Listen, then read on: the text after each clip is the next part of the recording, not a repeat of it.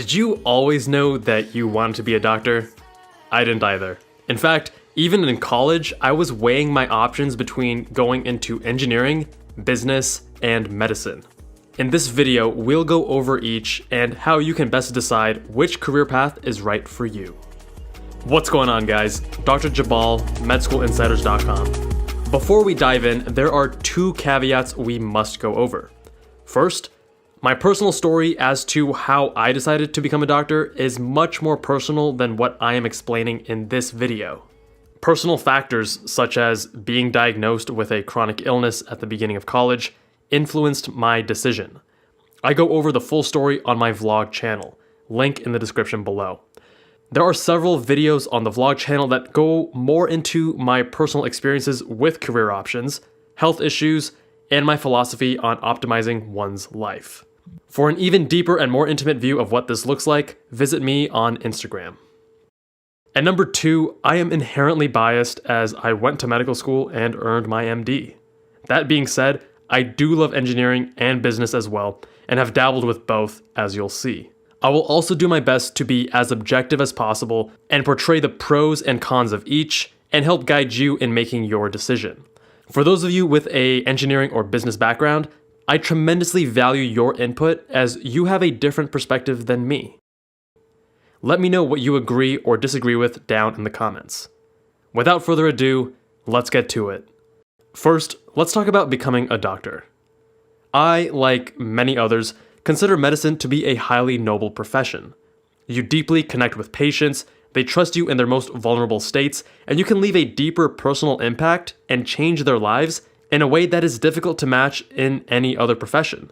One of the most common reasons people want to go into medicine and become a doctor is the fulfillment from helping others. That sounds great, but remember that you can help others in a multitude of professions. In many healthcare settings, nurses actually have more frequent and extended patient contact than doctors. Policemen help enforce the law and protect those in need. Firefighters and EMTs help people in the most dire of emergencies. Engineers and businessmen and women help people as well through their work. Helping others is not unique to being a doctor. That being said, the desire to help others is not a bad reason to pursue medicine. Helping others is fundamental in finding one's life purpose and fulfillment. However, it isn't unique to being a doctor. What is unique is the intellectual challenge and interpersonal connection that comes with being a doctor. I like to joke that all doctors are nerds because it is tremendously difficult to be successful in medical school and beyond without having an innate desire to learn, grow, and challenge yourself. Medicine is a profession where being a lifelong learner is essential. You are going to be required to take boards every 10 years, and to provide the best care to your patients, you need to keep up to date with research.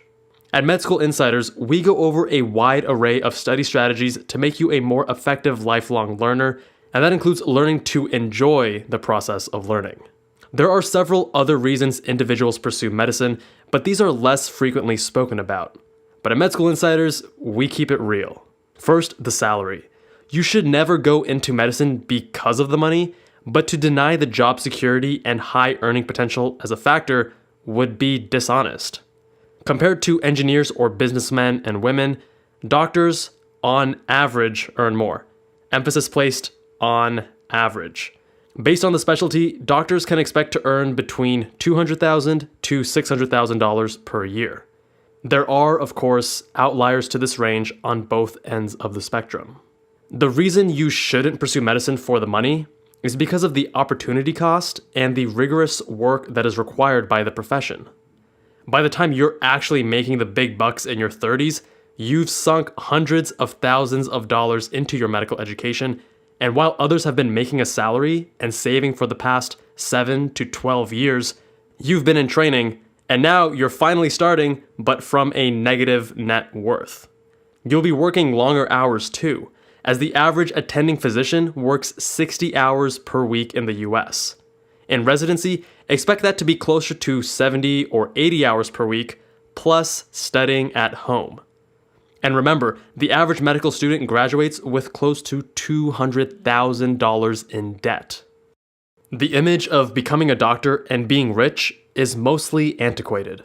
With decreasing compensation and increasing student loans, don't expect a lavish lifestyle. Most doctors are very risk averse. The profession of medicine, after all, is extremely secure. AI is coming, but it's going to be replacing several other careers before surgeons get replaced, and people will always need healthcare. There's always a demand. Assess your own risk tolerance and determine what you are comfortable with. But at the same time, don't let fear of risk pigeonhole your potential future. Usually, when there is more risk, there is the potential for more reward. Take business, for example. Businessmen and women have a much higher earning potential than physicians and much more potential to change the world, but it's not guaranteed. In fact, most businessmen and women, on average, make less than doctors. Stated another way, if you become a doctor, you'll probably make more money. However, you could potentially make more money in business. Now, certain cultures place heavy emphasis on the status and desirability of being a doctor. While this is a nice perk of being a physician, I am doubtful that it contributes to long-term satisfaction. Sure, it's nice to be respected for the hard work, dedication, and long hours, but if this is your reason for going into medicine, it's not going to sustain you. Intrinsic satisfaction and fulfillment from the work is much more important. Next, let's talk about engineering as a profession. Similar to medicine, engineering allows you to specialize based on your area of interest. In medicine, you can go with plastic surgery, pathology, radiology, internal medicine, psych, etc., and find the best specialty for your personality and preferred lifestyle. In engineering, you can also choose from a variety of specializations, such as civil engineering, electrical engineering, mechanical, and much more. Similar to medicine, engineering also provides a high level of job security and a relatively high salary. While many physicians earn in the low to mid six-figure range, many engineers are in the high five to low six-figure range. Engineers on average make less than doctors, but they also aren't required to go through 4 years of medical school and 3 to 8 years of residency, and they graduate with significantly less debt. I was personally very interested in computer science because the way of thinking is so unique and logical. I loved programming in high school and it came easily to me. The problem solving of computer science and programming is very stimulating and fun, in my opinion. I was also a huge fan of math in high school and in college, and I thoroughly enjoyed physics, calculus, and mechanical engineering electives. But one thing that pushed me away from engineering was imagining what I would be doing day in and day out. I like interacting with people, and I felt that the interpersonal stimulation of being a doctor and meeting patients every day would be more in line with my ideal future than what the job of an engineer would traditionally entail. It was difficult to see myself working at a desk 9 to 5. And not all engineers necessarily do, but doctors usually have more interpersonal stimulation than engineers do. Lastly, let's talk about business.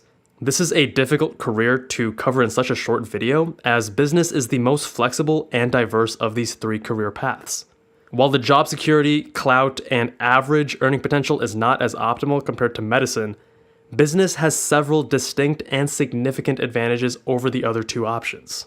First, business provides tremendous flexibility in every aspect of your career. You don't have to go to graduate school, and you don't have to work for someone else. You don't have to follow the traditional rules. Second, while the average earning potential is lower, businessmen and women have the potential to make significantly more than doctors or engineers. Lastly, and most importantly, business provides the most direct path to change the world. Allow me to explain. Since college, my interests have changed and developed. I grew obsessed with biomedical innovation or the invention of technologies to improve patient care. I found myself at the intersection of medicine, business, and engineering. I even founded a biomedical incubator at UC San Diego called BlueLink to pursue this interest. In the incubator, we combine teams of medical students, engineering graduate students, and business MBA students and mentor them to create healthcare startups. It's tremendously exciting because there's a potential to affect thousands or even millions of patients by improving healthcare technologies. With my MD, I have the clinical expertise. However, had I majored in engineering in college, I would have been better prepared to work on designing and developing these healthcare technologies. If I had business training, that would help me take my ideas to market. Each discipline, medicine, business, and engineering, is necessary to create a lasting impact through biomedical innovation. And I love this idea of leaving a mark on the world, having a significant impact, and it's much easier to do through business. Don't get me wrong, doctors and engineers have very important and significant roles in society. But doctors, they usually create deep connections and help one patient at a time. Engineers create the infrastructure from which all of society operates. These are both extremely important professions that deserve respect. However, for a technology to impact and truly change the world, it needs to be sustainable from a business perspective. You could create a new treatment for diabetes that improves patient outcomes. However, if it's cost prohibitive, or is challenging from a patient compliance perspective, or is ultimately not sustainable as a business, it's unlikely to make a significant impact.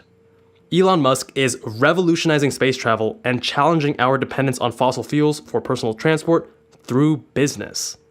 Bill Gates and Steve Jobs revolutionized and created the possibility of personal computing through business.